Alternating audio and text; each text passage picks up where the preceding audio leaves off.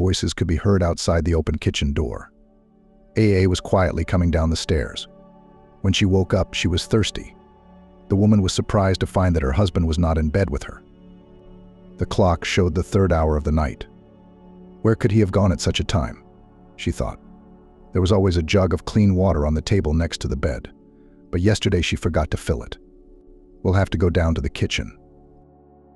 Alien slipped her feet into her slippers and went out into the hallway. Walking down the stairs of their big house, she realized that George was in the kitchen and talking quietly with his mother about something. Her mother-in-law lived with them, but before Alien did not notice that her husband and mother-in-law liked to chat at night. She went quietly to the door. You should have left her a long time ago. Her mother-in-law's voice sounded like the hiss of a cobra. Mom, stop it. I love Alien, George spoke in a whisper. But even with the door ajar, you could hear that he was annoyed. You don't understand, son. I'm taking care of you. I told you right away, don't marry that fool. With your money, with your position, you could have found a better wife. From a normal family. No, Mom. I hate to hear that. George even raised his voice a little. If you remember when I married Alien, I didn't have any position. Well, I'm sorry. At least I raised you all my life. Put my whole soul into you, worked 2 jobs to give you a decent education so that you could choose a better path in life. Thank you. The best thank you for me is my grandson. And you're depriving me of the opportunity to be a grandmother. Mom, you know, Alien and I have tried to have a child many times, but ... In general, if you don't talk to her yourself, file for divorce and kick her out of the house. I will tell Alien everything myself. I will tell you that you have another family. Her mother-in-law's voice sounded resolute, but Alien didn't pay attention to it now. She only heard one thing: another family, another family, another family. The woman almost screamed, her mouth hanging open. She turned around and ran up the stairs to the bedroom. What she heard that night was a terrible discovery for her. If what Anne says is true, then it turns out that George is deceiving her. And how many years does it last? How long has he been living with 2 families? No, it was impossible to believe it. From the first day they met, they loved and cared for each other. And my husband never even offended Alien with a word. Hundreds of small hammers were pounding in his temples. Alien really wanted to wake up. She wanted it all to be some kind of stupid dream, a nightmare that would disappear as soon as she opened her eyes. But it wasn't a dream. She heard her mother-in-law talking to her husband about George having another family. This can't be happening. 10 years ago, Alien and George met at a party, where the girl was invited by her friend Jane. They studied at hairdressing courses together and have already interned at one of the beauty salons. It turned out that her boyfriend's friend, the same George, was throwing a birthday party. It was there that the young people saw each other for the first time. But before that, Jane had been trying to persuade her friend to go to the party for a very long time. There's nothing for me to wear there, sighed Alien. Oh, that's not a problem, Jane smiled, opening the closet. Jane began to take out hangers with dresses, blouses, and skirts from the closet. Choose what you want and can. Then don't even return it, she suggested. Try on the one that suits you best, Jane said, applying the dress to the alien. And this turquoise one with sand will be good for you, Jane claimed, helping her friend try on a dress. Oh, what are you? I hardly wear them, Alien objected, looking at the white high-heeled shoes. Put it on, insisted Jane, putting the shoes in front of her friend. You look great, Alien, Alex said, looking at the girl through the rearview mirror. I can't wait to drink champagne and dance, Jane supported him. Well, will we make it? Jane was indignant as they drove down the street. Alex, the leading car. Calm down, of course we'll make it, girls. Alien drove and looked out the window at the quiet night area and the lanterns illuminating the dark streets, thinking about how beautiful the city is at night. What awaits her at this party? She didn't know, so she was worried. After taking the elevator to the 10th floor, they immediately heard loud music and cheerful voices. Alex rang the bell next to the front door. No one opened it. It's no use. No one will hear the bell, he said, and pulled the door. It turned out to be open. The trio entered the hallway. and Alien realized that she found herself in some other world unknown to her. It was a very large apartment, well furnished with expensive furniture. Colored lights ran across the ceiling in the living room, and girls and boys danced under them. Noticing the guests, the tall, stately host of the party rushed to them. Finally, the birthday boy hugged his friend. "I thought you weren't coming," Dottie greeted Jane, and she pushed Alien forward. "Let's get acquainted. George. This is an alien. She's my best friend. That's the kind of girl." Jane gave a thumbs up. "Very nice," said the guy, holding out his hand. "I'm George. Come on in, join us. Don't be shy about anything or anyone. In general, open up, guys." Alien noted that the audience at this party is very interesting. The girls in beautiful outfits behaved confidently and easily. They danced and had fun. They were not shy of anyone. The guys supported the girls. There were plates of snacks on the table and even on the windowsills. There were bottles of wine and stronger drinks everywhere. Jane and Alex left Alien, rushing to their friends. They knew almost everyone here. And Alien felt awkward. Suddenly, someone handed her a glass. "Will you have a drink?" It was George. The girl took the glass in her hands. In general, she rarely drank, but then apparently out of excitement she drank wine. It tasted good, moderately sweet, and fruity. "I see you're bored. Why aren't you dancing?" the birthday boy asked. "It's a little awkward." "I don't know anyone here," Alien replied timidly. "Do you want me to introduce you?" "Don't. Inconvenient." "But then look. This girl with long hair is Helen. We studied together. My childhood friend eats something there all the time. We went to the same kindergarten, can you imagine? And we're still friends. Friends are sitting on the couch and girls are lighting up there. Do you remember?" Alien nodded, although she still couldn't remember all the names at once. "Don't be shy. We have a good company, all our own." George served her a canapé with cheese and olives. "I'll try. Can I go out on the balcony to get some air?" the girl asked. "Of course. It's really stuffy in here." He led the alien to a large loggia. From the 10th floor of the high-rise building, there was a wonderful view of the city, shining with lights. A light wind blew, bringing a breath of fresh air. The wine was slightly dizzying. Slow music came from the room. "Come on, let's dance." George extended his hand to the alien. The girl turned around and saw that Jane and Alex were dancing, clinging to each other. For some reason, she also wanted to dance. George turned out to be a gallant, strong guy. He moved very well. Dancing with him, Alien felt more confident among unfamiliar guys. "Where do you study?" the guy asked. "At a hairdressing course," replied Alien. "Will you make people beautiful?" "Something like that." Since childhood, Alien wanted to work in a barber shop like her mother. Therefore, after graduation from the orphanage, there was no choice for her. "And you?" "I'm in my 5th year," George replied, smiling. "I'll be a journalist. All my life I have dreamed of traveling around the country and showing people what is happening in different regions. I want to work in the news." "Great. It's a great profession." Alien supported him. "You're no worse off." George smiled even wider. "Can you imagine if there were no hairdressers, how terrible the correspondents would look on TV?" They laughed. Alien has become so easy with this simple and very attractive guy. After a few hours, the guys began to disperse.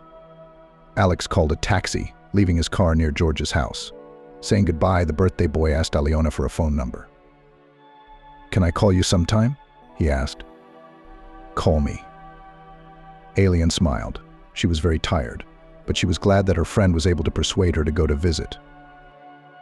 In the taxi, smiling mysteriously, Jane looked at the alien. "But George liked you." She poked her friend lightly in the side. "I haven't left your side all evening." "Stop it. Just a very polite and hospitable host." Alien lowered her eyes because she liked this guy herself. "Oh, a hospitable host. If you want to know, he is also one of the best students in the course, and an enviable groom. By the way, Alex, confirm my words. Aha. An enviable groom without a bride. The guy laughed. And this case is fixable.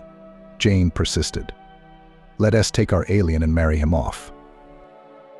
Oh, that's enough already. There's my house. The girl pointed to her 5-story building to the driver. The friends said goodbye, and Alien headed for the entrance. She was terribly sleepy. I didn't even have the strength to take a shower. The girl changed her clothes and collapsed on the sofa. Drowning with her head in a soft pillow, Alien slept almost until lunch. When she opened her eyes, the afternoon sun was shining through the curtains. The girl stretched and went to the bathroom. Today she had to go to the courses in the evening, and also have time to buy groceries and cook food. There's almost nothing in the fridge at all. Entering the kitchen, she put the kettle on and took a can of coffee out of the cupboard. It was empty. Coffee would be nice now, but I'll have to drink tea.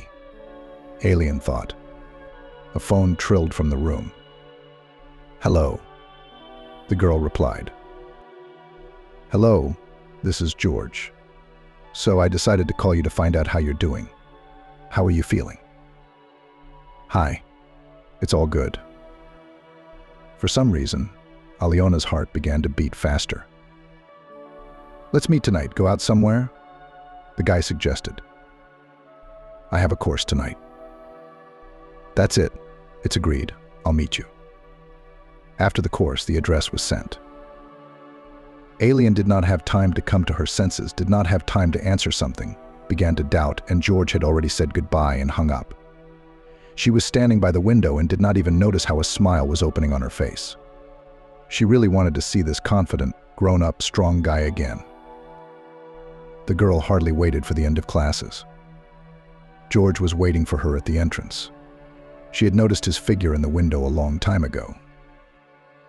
Hello, she said, and her heart began to beat very hard. Hello. He held out his hand to her. Come on. Where to? I know a good place here. Let's sit down and have a bite. You must be hungry, right? George was smiling with such a charming smile that the girl couldn't resist. Alien really didn't mind eating something right now. She didn't have time to go shopping. The small cafe with only a few tables was calm and quiet. A few customers were talking quietly, drinking coffee. The soft, calm music was relaxing. Order whatever you want, the guy suggested when the waitress brought the menu. And what will you do? Alien asked. I see. You're shy. George understood her question in his own way. Well, then I'll make the order myself. You don't mind? Okay. The young man ordered a salad, roast, and dessert for himself and the alien. Watching her eat, George smiled. I am so pleased that you agreed to meet with me, he said when they had finished dinner and were drinking coffee. It's strange, it feels like I've known you for many years. And we often sit like this in a cafe, replied Alien. But I don't really know anything about you at all. What should I tell you? I was born in this city. I've lived here all my life. My mother raised me alone. Since childhood, she has instilled in me that the subject of my father is taboo. So even before school, I stopped asking her who my dad was. My mother had a hard time alone, but she did everything so that I didn't need anything. I am very grateful to her for that. And who is your mother? Alien asked. Now she has her own publishing agency. Oh, I see why you want to become a journalist. I'm already working. My mother often gives me orders for publications so that I have my own money. It teaches you to work, so to speak. I've been writing for her publishing house since the 3rd year. Their cups had been empty for a long time, and there were no people in the cafe anymore. Shall we go? George suggested. They went outside. The warm May breeze was blowing Alina's hair. They walked along the square, enjoying each other's company. She didn't want to go home at all. The girl's soul has not had such calmness and a sense of security for a long time. Well, will you tell me about yourself? George asked. Alien was silent. She didn't know what to tell this confident guy who had everything going so well in his life. He was lucky. At least he had a mother who probably just adores her son, cares about him, loves him with all her soul. Alien couldn't boast of that. In her life, everything was exactly the opposite. That's how the world works. Fate is not kind to everyone. She has been singling out someone since childhood, and there is no explanation why this is happening. My mother was a hairdresser, the girl began to tell about herself. Well, then I also understand why you chose this profession. Did you follow in your mom's footsteps? Yes, she has been gone for many years. She died. I'm sorry. And the father? Alien didn't want to continue this topic at all. She had long ago taught herself not to remember her childhood. Her father drank, sometimes raised his hand against her mother, but she loved him very much. Despite her young age, the girl still remembered some of the scenes that frightened her as a child. She was forced to huddle in a corner, hide behind a closet or under a table. One day he got drunk, and a man died in a fight because of him. That's how he ended up in prison. He died of grief there. The mother has now started drinking alcohol. She often left her 5-year-old daughter alone at home for a few days, going on a spree. The woman was kicked out of work. At the barber shop, her hands often shook, and customers complained about the smell of fumes. Seeing all this, the neighbors called the Social Security staff, and after a while the mother was deprived of parental rights. After that, the mother was completely drunk. From a beautiful, blooming, and always well-groomed woman, she turned into a monster. The booze ruined her, and one day the neighbors found the girl's mother dead in her apartment. The grandmother took custody of the girl and took her to herself. But by the time Alien had to go to first grade, Grandma died of a heart attack. That's how Alien got into an orphanage. The girl did not want to tell all this to a guy who was doing well in his life, and who liked her so much. Other people's problems and failures, even if they do not depend on us, are not needed by anyone. So she kept quiet for a bit and decided to lie. I never knew him either. I see. You and I are friends in misfortune, it turns out. George wanted to defuse the situation. He saw that the conversation he started went in the wrong direction, made Alien sad, and he didn't want to spoil the evening. But the girl was already immersed in the memories that she had so diligently banished from her head. She was almost good at it. Only George brought her back to the past. 2 years ago, she left the orphanage. The girl was lucky. Very quickly she was given an apartment, like an orphan. Some savings in the account helped the girl at first, and everything seemed to be fine.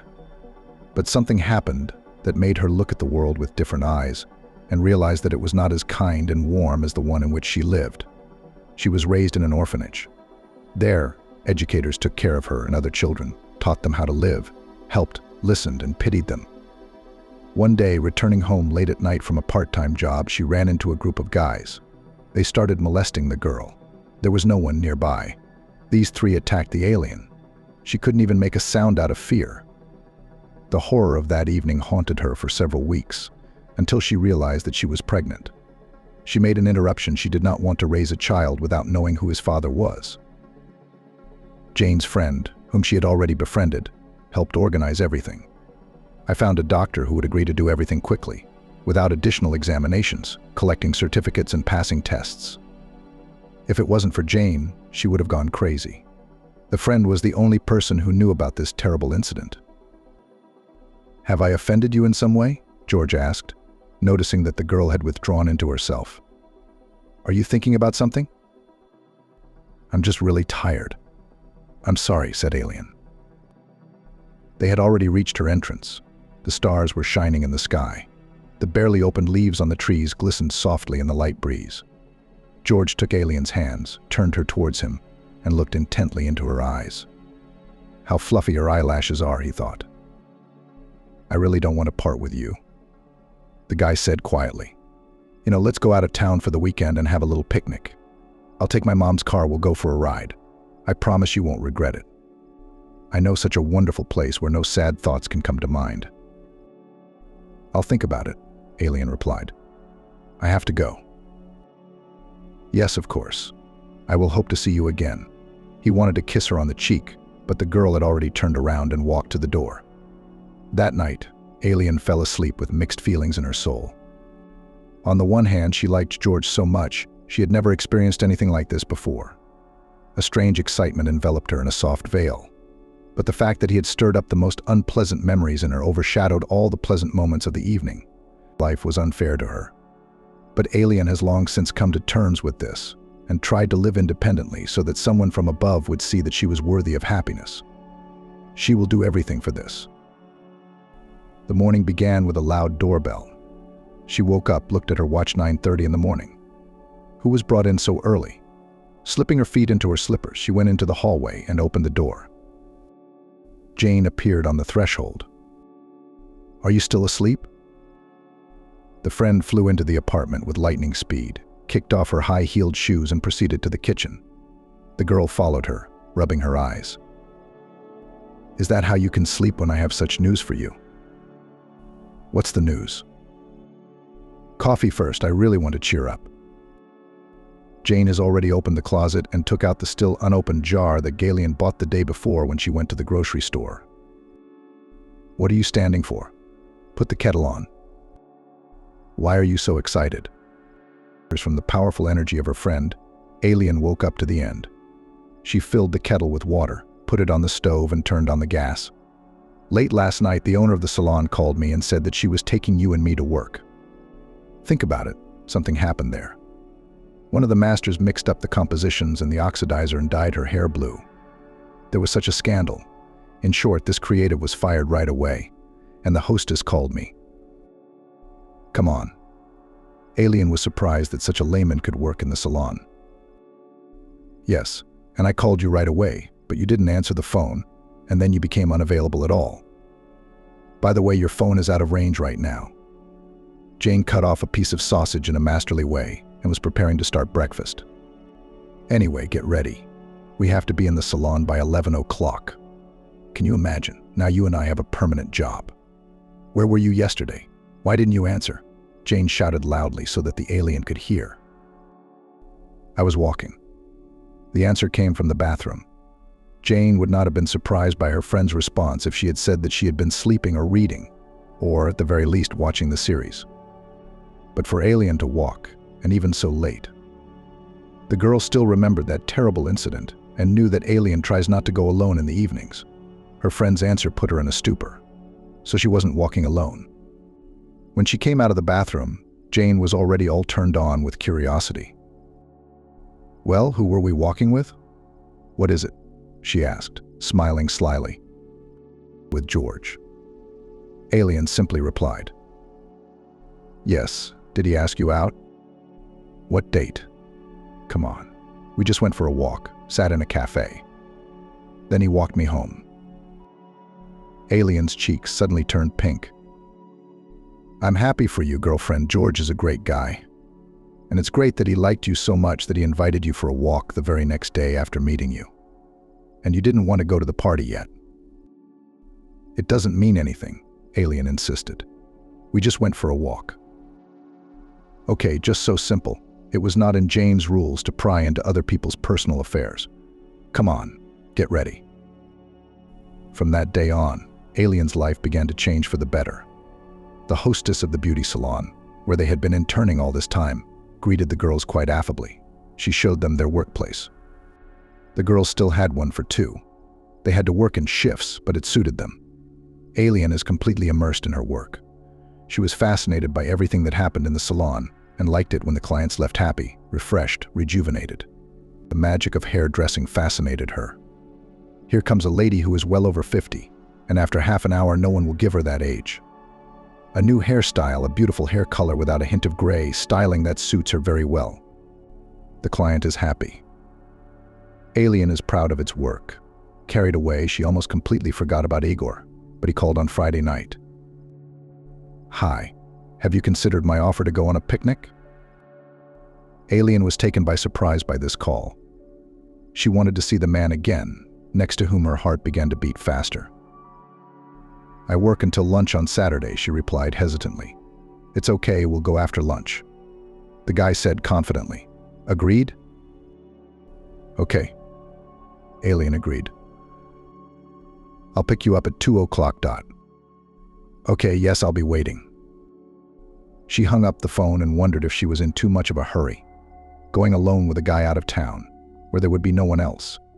She liked George, but the negative experience of communicating with guys was alarming.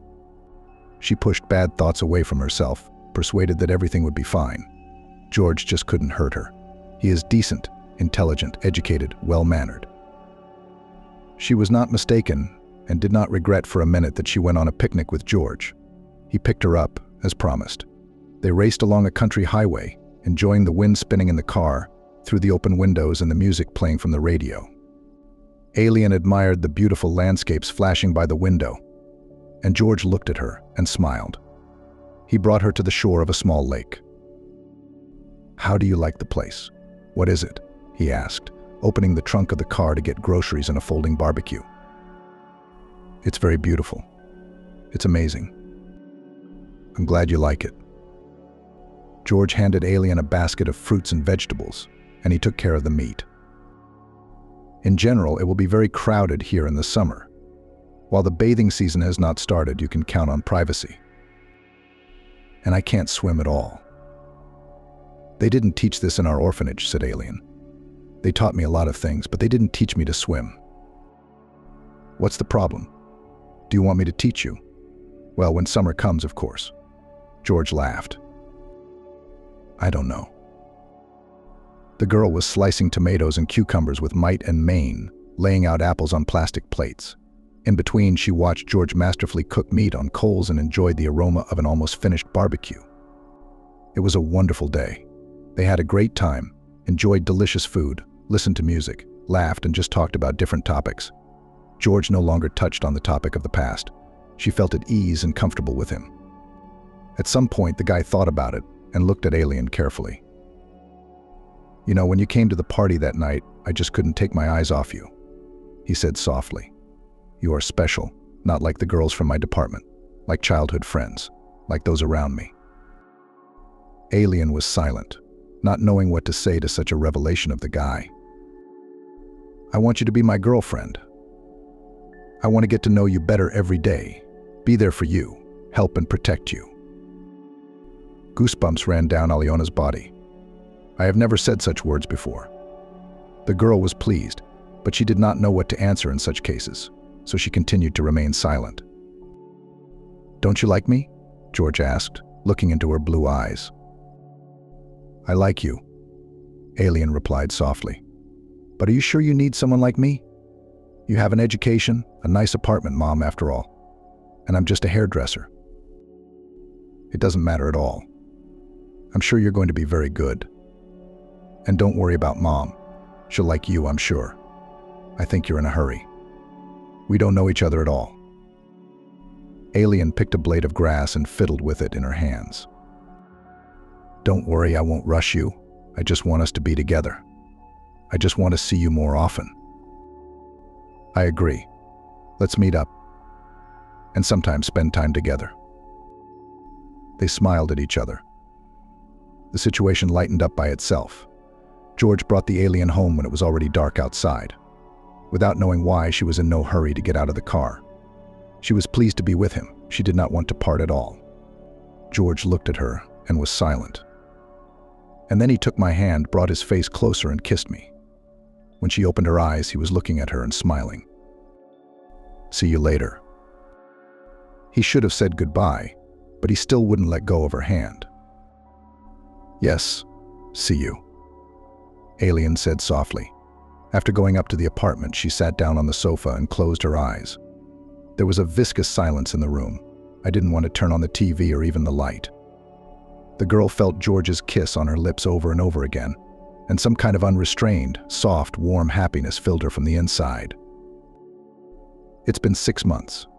George defended his diploma and worked at his mother's publishing house. During this time, the girl managed to get regular customers in the beauty salon who wanted only her to serve them. The hostess often praised the girl. "You have a talent, Alien," she said. "It's not for nothing that you have such a record." "I'm glad I didn't make a mistake about you." George and Alien called each other every day.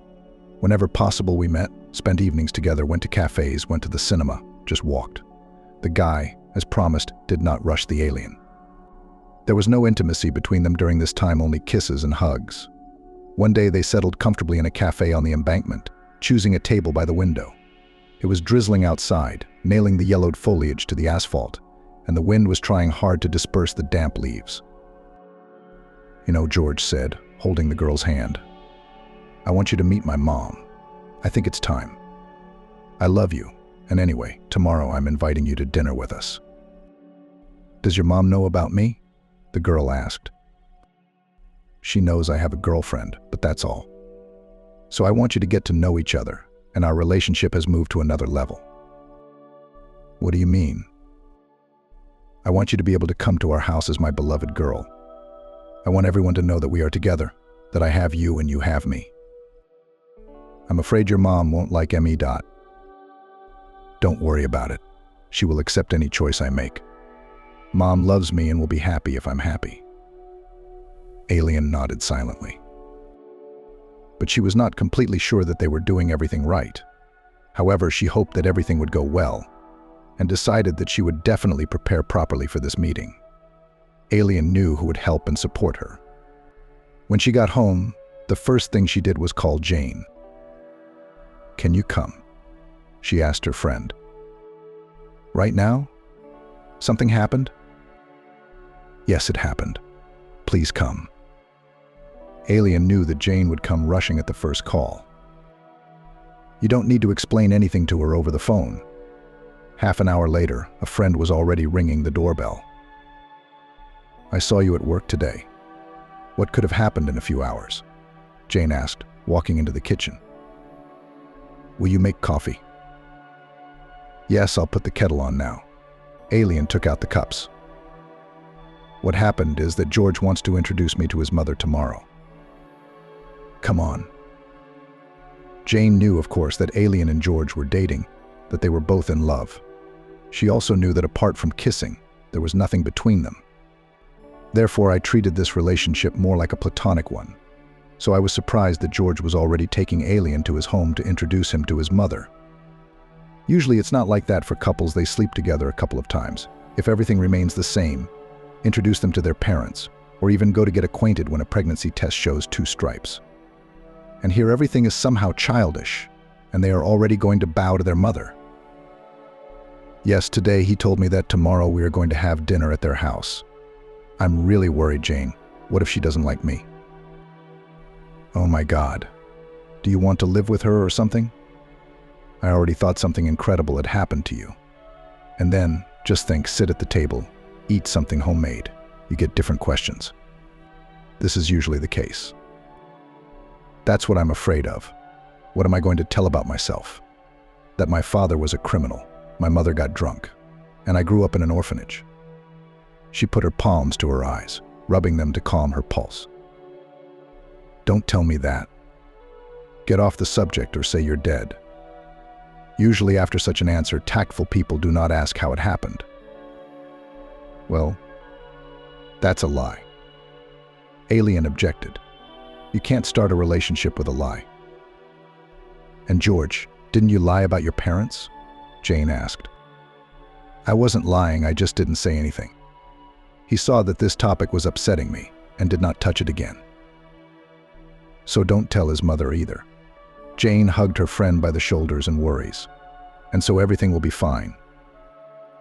Don't you understand? It's rude not to answer questions. Alien, pull yourself together. You better think about what you will appear in front of your mother, advised a friend. It's true, the girl agreed.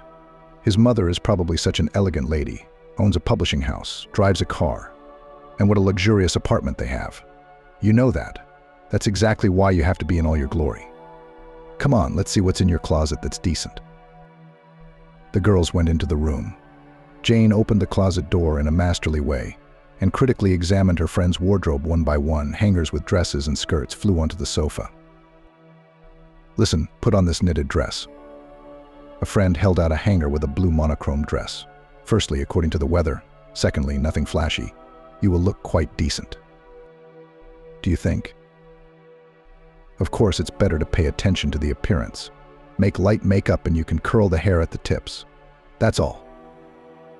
Jane seemed very pleased with herself. As always, she helped her friend solve the problem and was proud of it. Come on, you'll worry when we choose a wedding dress, laughed Jane. Come on, you're kidding. And what if he goes to introduce his mother? Then he wants to introduce her as a bride. It's like you came from another world. All guys do that. No, we haven't even had that yet. Alien spoke softly. And you didn't have that, as you say, just because you don't want to. George would have been glad for a long time. I'm sure of it. Jane, stop making me blush. She waved her friend away, pressed her cool palms to her hot cheeks. On the one hand, the girl was grateful to her friend for her support, but on the other, Jane's outspoken statements drove her crazy every time, put her into a stupor, made her blush.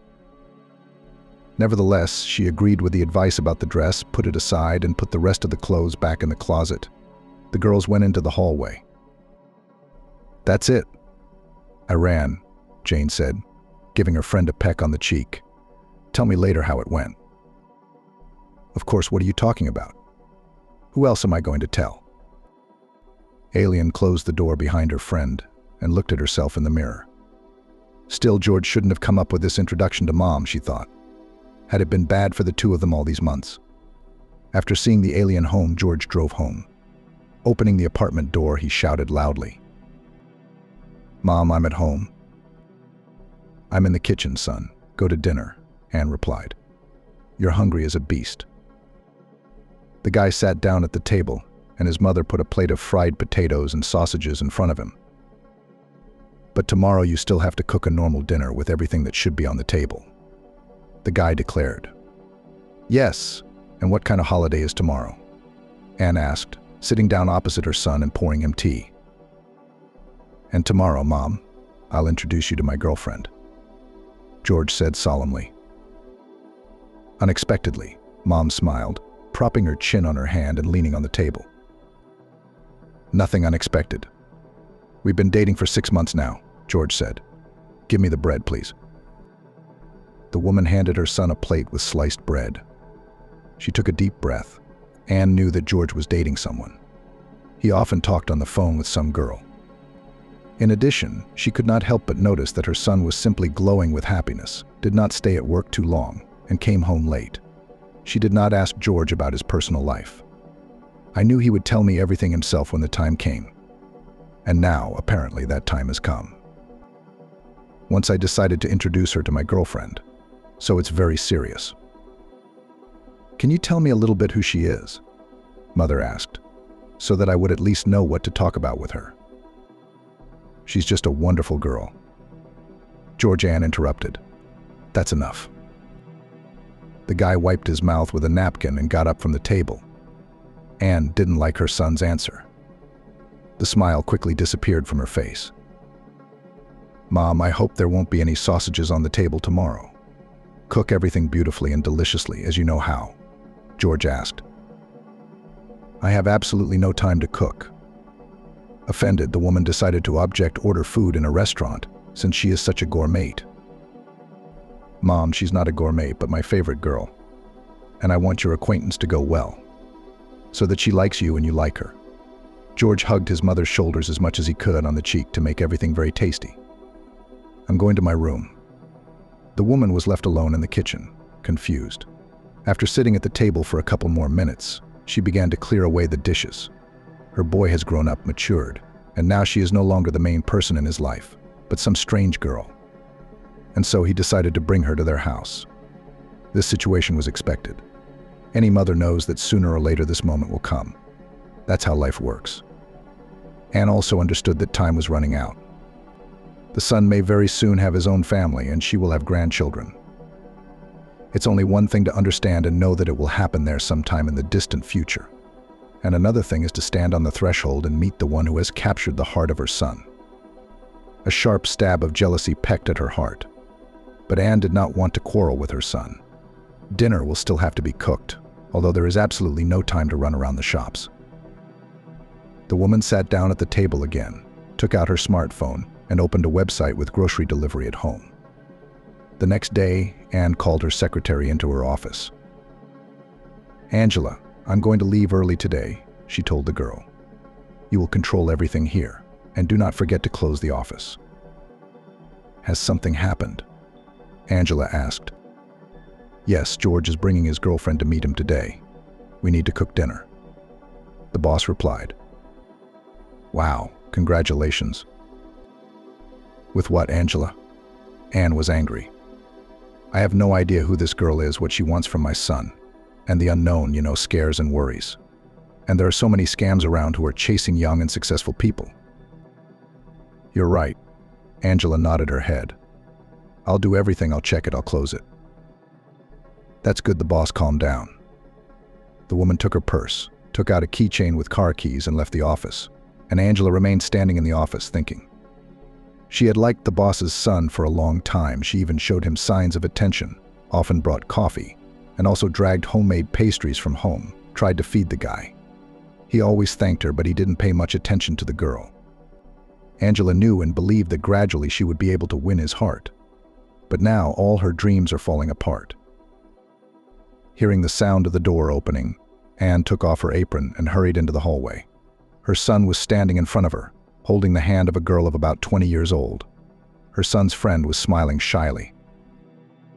"Mom, meet Alien," said George. "Alien, this is my mom, Anne." "It's a pleasure," the girl said, trying to keep the tremor out of her voice. George's mother looked at her carefully, waiting for her son to help the girl take off her coat. Alien was wearing a simple knitted blue dress, long blonde hair curled over her shoulders. Anne noted that her son has good taste. The girl is really beautiful. He keeps himself modest. She even breathed a sigh of relief for a moment. Alien, in turn, saw a beautiful, statuesque, elegantly dressed woman in front of her. She looked like she couldn't even be 40 years old. "Come into the living room," George's mom suggested. "I'll be right there. I have more hot stuff in the oven." "Yes, come on in, don't be shy. Make yourself at home." George pushed the girl towards the open doors to the hall. She had been here once before, at a party. But today the room looked very different. There was a beautifully set table in the center. The room was illuminated by a large crystal chandelier with many ringing droplets. There was silence. "Don't be afraid of anything," George whispered in the girl's ear and helped her sit down at the table. "Mom, do you need any help?" Anne was already entering the living room, carrying a platter of baked meat in her hands. "You'd better sit down at the table." There was silence in the room for a while. No one knew where to start a conversation. Mom was the first to break this awkwardness. "Son, take care of the guest and me. Put the salad on." She smiled at the alien. While George was putting food on plates, the woman decided to ask the girl. "Alien, tell us about yourself. What do you do?" "Are you a student?" Anne asked. "No, I'm working," the girl replied softly. "Yes? I wonder who." "Mom, she works as a hairdresser in a beauty salon." George was ahead of the girl with the answer. "She is very talented. She is appreciated at work." "Didn't you get an education?" The guy's mother continued the interrogation. "No, unfortunately," replied Alien. "I took a hairdressing course and immediately went to work." The mother looked at her son significantly. Her first impression of the pretty girl was already beginning to deteriorate. Anne saw an educated girl with a status, or at least a good profession, next to George. "And here's the hairdresser. And who are your parents? What do they do?" Alien was silent, head down. She expected such questions, but it turned out to be very difficult to answer. "Mom, Alien has no parents," George answered for the girl. "And anyway, what are you bothering about? Let the guest eat in peace." "What do you mean there are no parents?" The woman put down her fork and knife. "And who raised you, supported you?" "I grew up in an orphanage." Finally, Alien gathered her willpower and answered decisively. Natalia Ilyinichna's eyebrows went up. She was silent for a while, and then got up, took a dish from the table and asked her son George, "Will you help me make tea?" "Yes, of course." The guy got up from the table and followed his mother. When they disappeared through the door, Alien gathered up the empty plates and headed to the kitchen to help clear the table too. Walking down the hallway, she heard Anne's voice. "Are you crazy? Who did you bring into the house?" She chastised George, the hairdresser from the orphanage. "Are you going to marry her?" "We haven't discussed it yet, but I really love Alien," the guy replied. over my dead body, do you hear? I will never let you ruin your life by associating it with this beggar from the orphanage." Suddenly, mother and son noticed in the doorway with plates in their hands. The girl took a few steps forward and put the dishes on the table. "Here, I picked it up from the table," she said, turned around and walked away. "Mom, there must be at least some sense of tact," George said angrily. "How can you not understand? She's my girlfriend." The door lock clanged loudly. It was Alien who left, slamming the door. George rushed after him, putting on his jacket and hat as he went. "Alien, stop." He caught up with her in the yard. "Yes, you stop, I say." He grabbed the girl, turned her around, and held her tightly. "I'm not letting you go anywhere," he said, looking into her eyes. "I love you. And I will never enter your house again." The girl said softly. "Never mind. Mom just doesn't know you yet." He began to kiss her cheeks, wet with tears. Resentment against a woman who, in the first hour of meeting her, poured mud over her, poured out salty drops. She was crying like a child who had been wronged. She was very hurt and hurt. Did she really deserve such hurtful words for all that Alien had to go through? After all, she didn't say a bad word to George's mother. "I want to go home," the girl said, calming down a little. "Come on, I'm with you. I'm not coming back either until Mom apologizes to you." They caught a taxi and got to the Alien house very quickly. George, as usual, stopped at the girl's entrance, hugged and kissed her on the lips. And she suddenly took his hand and said, "Let's go." She pulled George towards the door. They ran up to the floor. The girl hurriedly opened the door. Everything that happened after that should have happened a long time ago. George dreamed of intimacy with his girlfriend, but waited for her to want it herself. And she wanted to. Today, more than ever, she needed his embrace, his love. He was whispering, "I love you. I love you, Dot." When dawn broke, George said, "I want to always be with you. Let's get married, Dot." She did not immediately understand the meaning of his words. She sat up, covered herself with a blanket, and looked at George in surprise. "Are you serious?"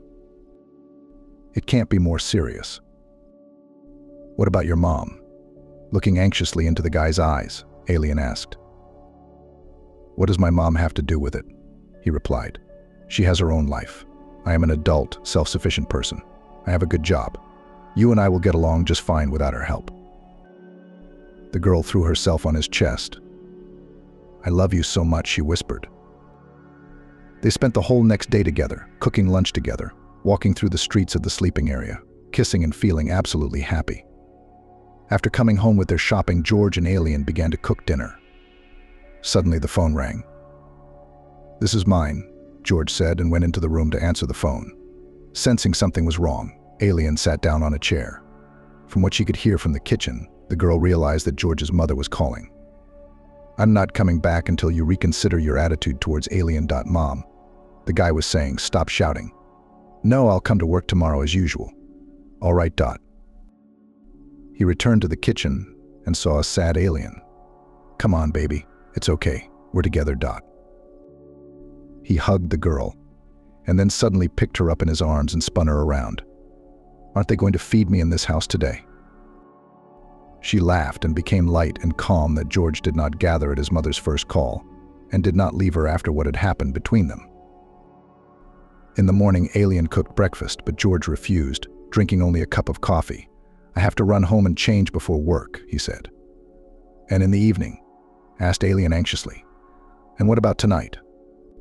"I'll pick you up at the beauty salon after work. Let's go to your place. Or do you not like my constant presence in that apartment?" "I really like it," the girl smiled. George kissed her and left. When he arrived home, his mother was gone. She went to the publishing house. After changing clothes and taking the folder with the manuscripts he was working on, George also hurried to the office. Angela's secretary met him in the hallway. "Hello. Would you like some coffee?" "No, not now, I'm sorry," the guy answered on the move and hurried to the office of the correction service. He was working on a big project and deadlines are tight. "I wanted to have time to complete the planned amount of work in order to spend the evening with Alien."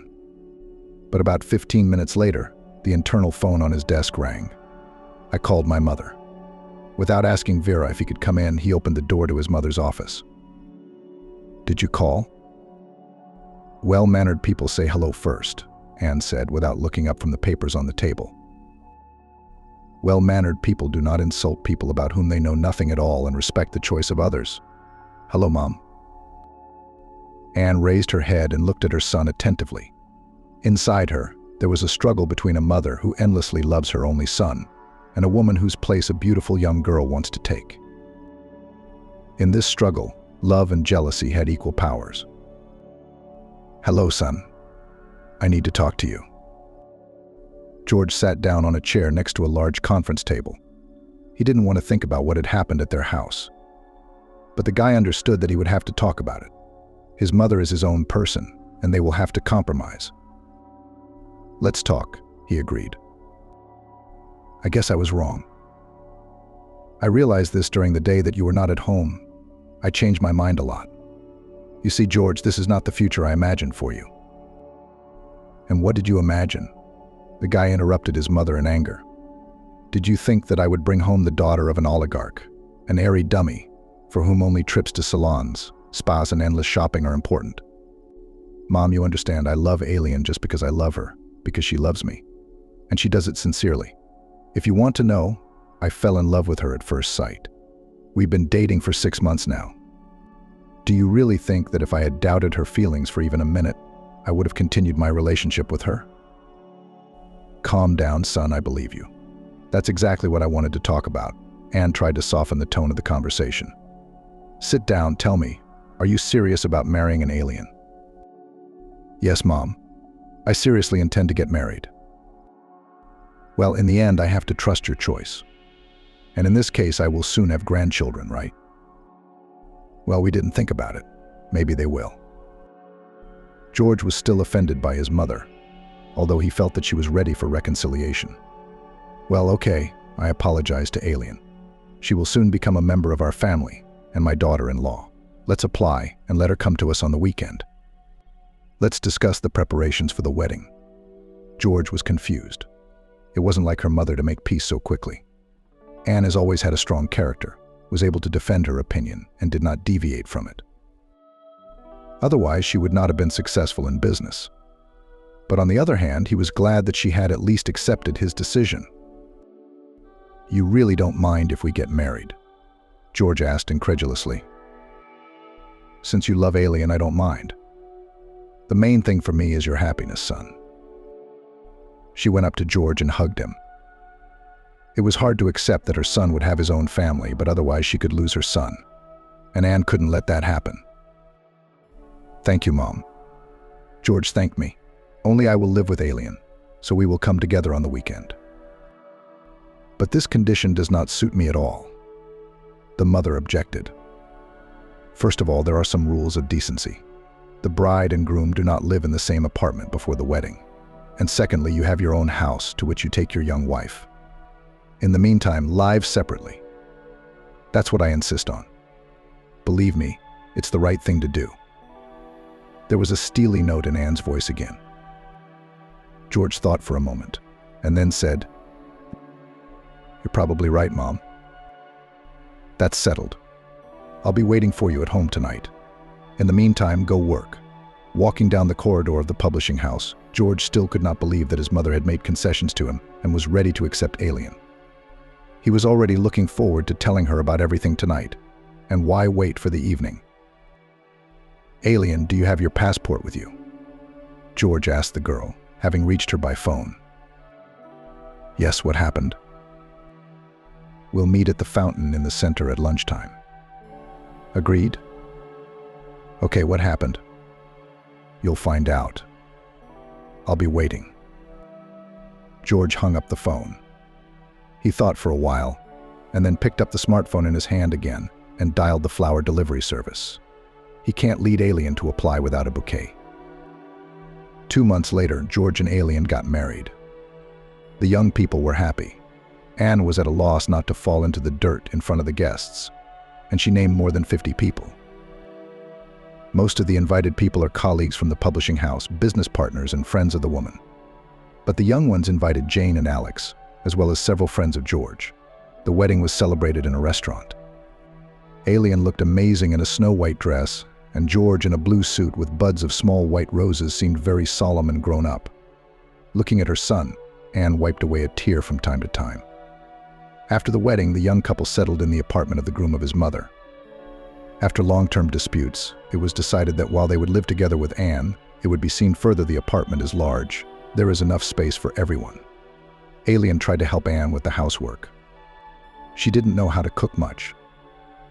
They didn't teach this at the orphanage, but I bought a book with recipes and cooked according to it. But her mother-in-law always praised her for her cleanliness. The daughter-in-law was really a very neat girl. She kept the whole apartment clean. Almost immediately after the wedding, the family began a tradition of dining together on Sundays. If on other days the young people could go to a restaurant or eat without waiting for their mother-in-law, then on Sunday from 17 everyone had to be at the table. She cooked mostly for Alien, but Anne often joined her if she was free. So one Sunday, the mother-in-law and daughter-in-law were cooking Sunday dinner together in the kitchen. George was not at home. He went out to the store. While Alien was chopping vegetables, her husband's mother was flipping through a magazine. Her sister-in-law asked her to move the pot. The woman abruptly stood up, picked up the pot, and then her eyes went dark. She fell to the floor, knocking over a 3-liter bowl of boiling broth. "Oh my God!" screamed Alien and rushed to her husband's mother. She was screaming loudly. Then the scream turned into a soft sob. The girl grabbed the phone and dialed the medics. When George approached the entrance, his mother was already being loaded into the car on a stretcher. Alien was crying nearby. "What's wrong? What's wrong with Mom?" "This is terrible." She dropped a pot of broth on herself. He was very hot. The guy shoved a package into his wife's hands. "Go home, I'll go with her," he said. She couldn't find a place for herself at home. She has already reproached herself 100 times for asking her mother-in-law to remove the saucepan from the stove because she could have done it herself. George returned late in the evening. "How's Mom?" Alien asked anxiously. "Severe burn, he will be in the hospital," the husband replied wearily. "How did this happen?" "I was chopping vegetables, and she was reading something in a magazine.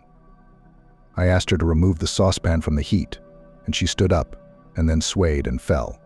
Maybe I was dizzy. It's my fault." "Come on, it's not your fault. My mother thinks I don't know anything, but her blood pressure has been jumping for a long time. Age doesn't make anyone healthier. Everything will be fine, don't worry." The patient was in the hospital for a whole month. George had to take over the duties of the director of the publishing house. Alien asked for a vacation at work and took care of her mother-in-law. She hardly left her side, stayed in the hospital room from morning to evening, fed her, helped her change clothes, talked to her, and read the manuscripts given to her by George. During this time, the daughter-in-law and mother-in-law became very close. After being discharged from the hospital, they came home as relatives. At dinner, Anne said in a serious tone, "That's it, my children. I've had time to think about everything. George, since you're doing a great job as director, so be it. Stay in the manager's chair, and I will rest. Mom, are you sure?" "Don't interrupt. I have another solution." His mother cut him off. "I bought a plot in the city a long time ago. It's time for us to get out of this 3-room den, which I hope will soon become too small for us. You're going to give me grandchildren, aren't you? So son, start building a house. I think we can do it in 2 or 3 years." What a surprise. Alien gasped in shock. "This is all very well, of course, but I would also like to discuss something with you." I turned to George's wife and mother. "I have some savings, and I thought my wife will stop working for her uncle, or rather for her aunt. She may have her own beauty salon, albeit a small one, but still her own. What do you think, Mom?" Alien looked in surprise at her husband, then at her mother-in-law. Everything that was said at the table that evening was very unexpected for her. She could not imagine herself as the owner of the salon. "That's a great idea," Anne smiled. "Let her learn how to run a business, and you help her." "I do not know what to say," the girl said happily. "That's how much you need to do: find a room, buy equipment, recruit staff." You can handle everything. You're a smart girl." "Well, that's nice," Anne said, looking at her happy son and daughter-in-law. As they say, there would be no happiness, but misfortune would help. 8 years have passed. The family has long since moved into a large 2-story house with its own plot. Anne set up a small flower garden, took care of plants, grew roses, asters, peonies. George ran a publishing house that flourished and brought in good income. Alien has turned into a real businesswoman. Everything was fine, but Alien still couldn't get pregnant. She and George went through a lot of examinations, but all in vain. She never told her husband about the termination of her pregnancy, which she had done many years ago. She didn't want him to know about that unpleasant event in her life. But in her heart, Alien blamed herself for not being able to give birth to her husband's son or daughter. Only the absence of children has overshadowed the life of this family. George was preparing to celebrate the 15th anniversary of the publishing house. It was announced to the staff that the corporate event would be held in the restaurant. Everyone is invited, as well as regular customers and partners. Everyone was in high spirits. George was giving the last assignment to Vera, who stood in front of him with a notebook, writing down everything he said. She still hadn't given up trying to win over the handsome director. George paused, looked her up and down critically. Her clothes were too provocative. "Angela, did it ever occur to you to dress more decently for work?" the man asked. "Don't you like it?" The girl was defiantly spinning around herself. "In my opinion, it is very fashionable and stylish." "In my opinion, it's just vulgar," the director interrupted her. The day before, George's mother again started talking about the fact that they could not give her grandchildren in any way, which brought Alien to tears. The man was already so tired of rushing between his mother and his wife, calming one or the other, that sometimes he did not even want to return home. Remembering his wife's tantrum yesterday, he sighed heavily. He also wanted a son, but he loved Alien no less than 8 years ago, and was not going to part with her just because there was no baby in their family.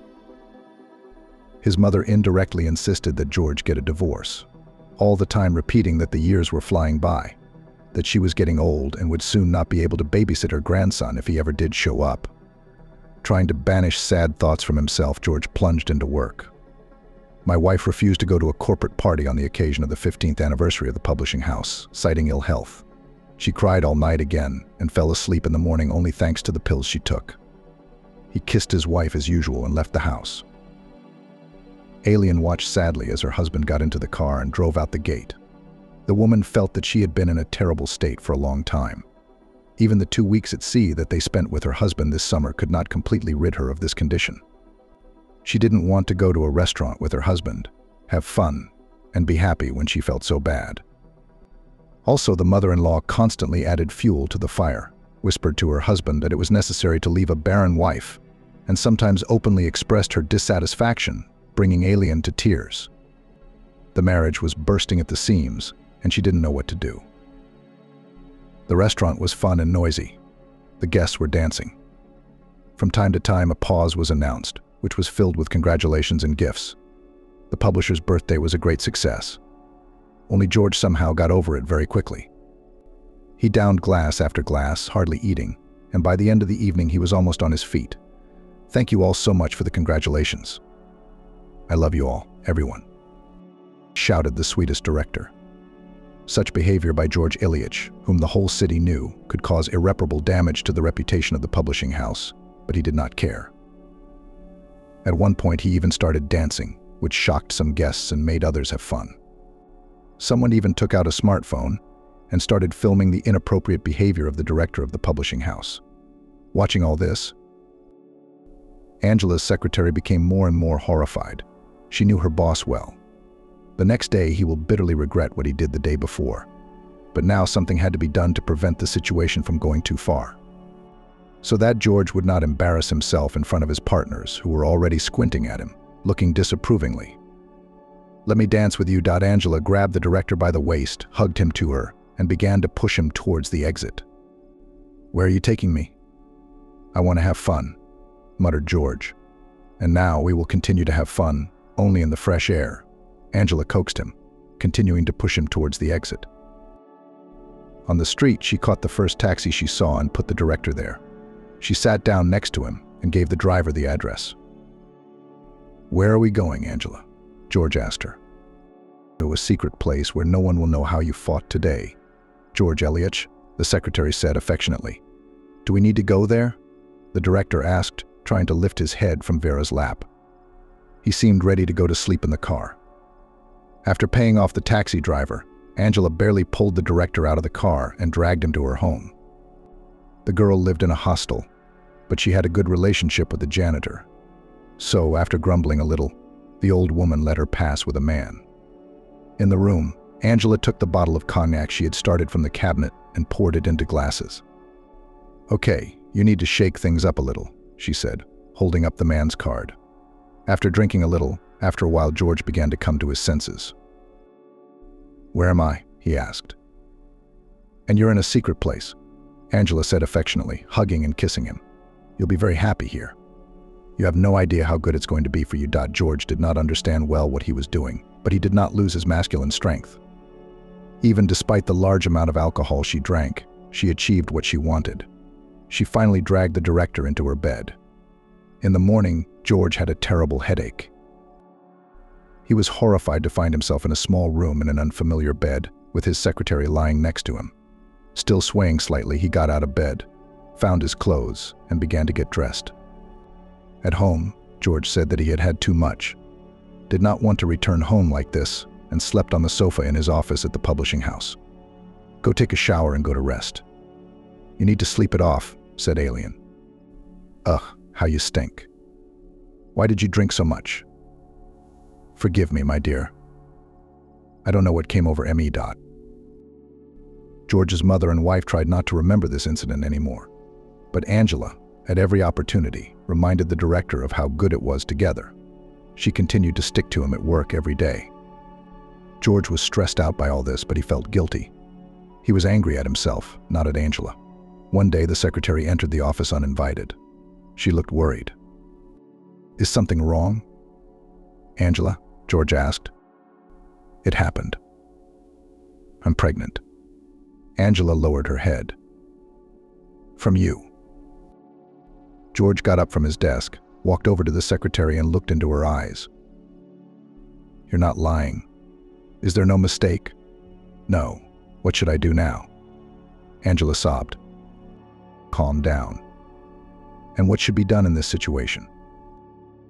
"At least to provide for me and the child, at most to get married.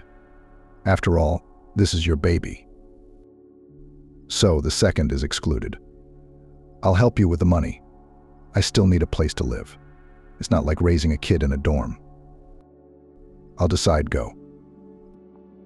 The girl left the office, and George sat down in an armchair and dropped his head into his hands. He's going to have a long-awaited baby. His blood, not from my wife. And this is a fact that both pleased and worried the man at the same time. He very quickly came up with a place to comfortably accommodate Angela and her unborn child in Alina's apartment. It's empty anyway. George will say that he handed her over to an employee who has temporary difficulties. 2 more years have passed. That night, when Alien unexpectedly witnessed her husband's conversation with his mother, she could no longer sleep. She and George became more and more estranged from each other and no longer made any attempts to get closer. We lived as friends, as buddies, sometimes even as neighbors. Now, staying late at work, George did not even consider it necessary to explain the reason. Alien went to work in the salon as if on autopilot. And then such a shock. George has another family. Her husband has a child on the side. The baby she couldn't give birth to. In the morning, Alien drank coffee and went to the salon. Thoughts of the double life of her beloved husband did not leave her. She walked, hardly seeing anything in front of her. She was startled out of her state by the screeching of car tires right at the pedestrian crossing. A huge black Jeep hit a girl with a stroller. Alien rushed to the victim. At this time, the driver of the Jeep turned on the rear and disappeared from view in just a matter of seconds. Girl, are you alive?" Alien bent over the young mother lying on the asphalt. A crowd had already begun to gather. A pool of blood was slowly developing on the asphalt next to the victim's head. Hearing the baby crying, Alien rushed to pick up the overturned stroller. The boy in the blue suit was crying. The woman unhooked the restraining straps on the stroller and grabbed the child in her arms. "Hush, hush, little one," she whispered to the baby. "It's okay. It's all over now. Don't cry." She rocked the boy, hugging him to her. At that time, the ambulance sirens were heard. People stumbled, giving doctors access to the girl lying on the asphalt. The victim was put on a stretcher and loaded into a car. Almost simultaneously, the police arrived with the ambulance. "Is she alive?" The uniformed officer asked the doctor. "So far, yes, but I'm afraid it won't take," said the doctor. "Here, there was a phone next to her. Okay, give it to me. I need to call my relatives." "Are there any witnesses?" A policeman shouted into the crowd. "I'm a witness," said Alien, continuing to rock the baby in her arms. The policeman looked closely at the frightened woman with the child. "I had to decide something. Call my relatives. In the meantime, what should I do with it?" "Let this woman babysit him." "Get in the car," the employee said, and he began to look through the contacts in the victim's smartphone and call the numbers that he thought belonged to the closest people. On the way to the hospital, the baby calmed down and fell asleep. Carefully carrying him in her arms, Alien entered the emergency room and sat down on a chair. "Wait here, my father will arrive now." "I got through," the policeman told the woman. "What about the boy's mom?" the alien asked. "She's being operated on. Nothing is known yet. We will wait. The employee left, leaving Alien alone with the baby in her arms. She stared at the baby's face and couldn't take her eyes off it. He looked about a year old. Maybe more, maybe less. Alien didn't understand this. He smacked his lips pathetically in his sleep, sometimes smiling slightly at something. The woman's heart was bleeding. She did not notice how the door to the room opened, and an agitated man ran into the room. Alien raised her head and saw George in front of her. The husband was struggling to cope with excitement, breathing heavily. "What are you doing here?" George asked, not understanding why his wife was holding his son in her arms. "And you?" Alien was even more surprised. "I got a call. They told me that Angela was in an accident with a child." "Which Angela?" "Meh." Alien didn't understand anything at all. George took a deep breath and sat down next to his wife. He looked at his son, stroked his head. "This is my son, Eric," the man said softly. "A son?" Oh. She understood everything, but for some reason she didn't feel any emotions at all. "Yes, it happened that way. He's very handsome. He looks like you," Alien smiled. George looked in surprise at his wife, who was admiring his child born to another woman. The wife did not throw a tantrum, did not ask questions. She was hugging his son to her chest, and he was sleeping peacefully, smiling at something in his sleep. "I'll explain everything to you. I wanted to say something to George." "Don't. The main thing is that he is alive. The main thing is that the baby was not injured." Alien put her finger to her lips. The figure of a doctor appeared at the end of the corridor. "I'm really sorry. We did everything we could. She died. Be strong." The doctor turned around and left. Alien and George were silent. The baby in the woman's arms stirred, waking up, as if he felt that his mother was no more. Alien was the first to speak. "What a horror. What's going to happen now?" she said, not looking at her husband. "I don't know. She doesn't even have any relatives. She was a visitor, it seems," George said. Alien stood up resolutely. The only right plan matured in her head. The city cemetery was quiet. Autumn leaves flew off the trees, laying down on the paths, granite slabs of tombstones and graves. A small group of people saw off Angela on her last journey. There were red flowers on her grave. "Angela loved everything bright and catchy, even if there are red roses on her grave," George said. Among those who saw Angela off on her last journey were colleagues. Dressed in black clothes, they looked sadly at the photo of a beautiful young woman who just a year ago became the mother of a beautiful baby. The colleagues were talking quietly. No one could accept until now that a cheerful, never discouraged, very energetic woman died under the wheels of a reckless driver who did not even consider it necessary to call an ambulance and provide first aid. George and Alien were standing at the grave. They were silent. The terrible tragedy made them close, dear people again. George took his wife's hand and stroked her palm.